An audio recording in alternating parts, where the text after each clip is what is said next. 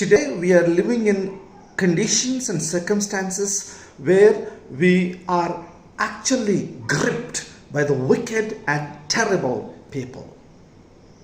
And if you are going through such a situation, if you are feeling suffocated in circumstances of this nature, here is a beautiful assurance.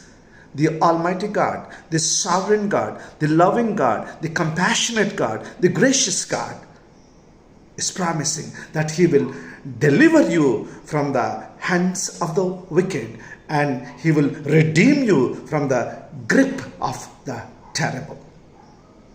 Seek His assistance and He will make a way. How He will make, we don't know, but He will make a way for sure, and you will be set free. God bless you.